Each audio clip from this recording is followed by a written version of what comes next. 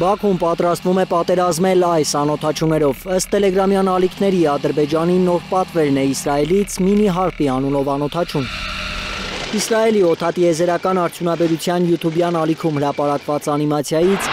երևում է, որ ԱԹՍ-ի արձակման կայանը շատ նման է Հարոպ կամիկաձեների արձակման կայանին։ Դրանք Ադրբեջանն օգտագործում էր 2016-ի ապրիլյան պատերազմի ընթացքում։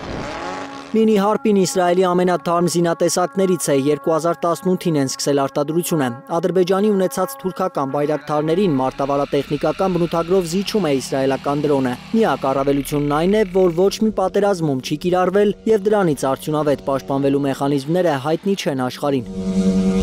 Կարծեմ, որ թուրքական անօթաչուները Ուկրաինայի երկնքում քննությունը վատ բռնեցին, որտեղ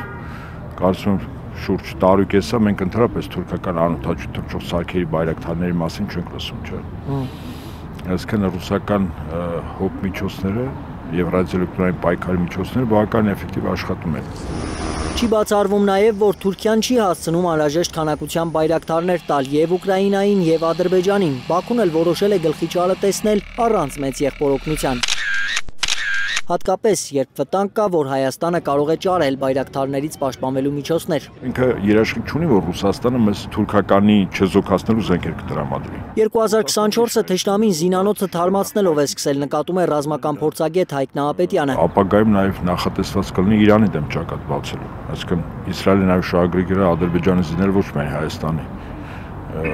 Ոստից կարծում Իսրայելի համար թիմի խնդիրը Հայաստանը չի, Իրանն է։ Զենքի ադրբեջանական գնումների մասին դեռ հունվարից էին տեղեկություններ տարածվում։ Իսրայելական Silkway բեռնատար ինքնաթիռները Հեյդար Ալիևի անվան օդակայանում տարեսկզբին օրը մի քանի անգամ էին վայրէջք կատարում։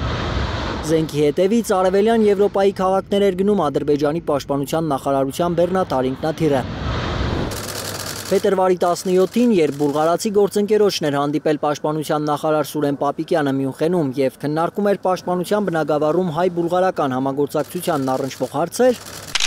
Ադրբեջանի պաշտպանության նախարարության բեռնատար ինքնաթիռը բուլղարական Բուրգաս քաղաքի օդակայանում էր։ Զինվում են ինչի համար։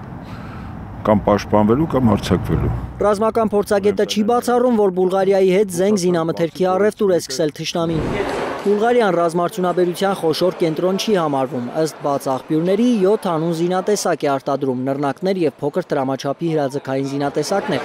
Բուլղարական զենքերի զգալի մասը ներքին սպառման համար են, միայն Կալաշնիկովի ինքնաձիգերի անալոգներն են, որ Սոֆիան վաճառել է տարբեր երկրների։ Հնարավոր է հենց այդ կլոնավորված ինքնաձիգն է Բուլղարիան վաճառել Ադրբեջանին։ Ես չեմ բացառում, որ ոչ միայն այսպես Կալաշնիկովի կոպիաները լինեն, այլև ասենք տասնյակ 100,000-ներով դեռևս մնացած լինեն։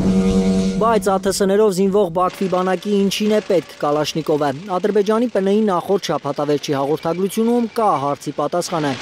Թշնամին զորահավաքային կառավարման վարժանքներ էր սկսել, խաղարկվում էին հարձակողական մարտերի սցենարներ։ Սա ավելի շուտ մեծ պատերազմին պատրաստվելու համար է, որտեղ զորակոչված պայստազորում գտնվող անձնակազմի թվականակը, ասենք կտրուկ կարող է տասնյակ հազարներով ավելանա, իսկ բնականաբար չեն սպասելու զոհվածի ձեռքից ավտոմատը վերցնեն տան զորակոչվողը։ Ռազմական փորձագետի տեղեկություններով Ադրբեջանը պատրաստվում է 50-ից 100,000 պահեստազորային զորակոչել առաջիկայում։ Դա Նահապետյանի խոսքով լայնածավալ մարտական գործողությունների պատրաստվող երկրի ձեռագիր է։ Ալբերտ Սերոփյան, Առաքել Օհանյան, Անի Ղանդիլյան, Հայլուր։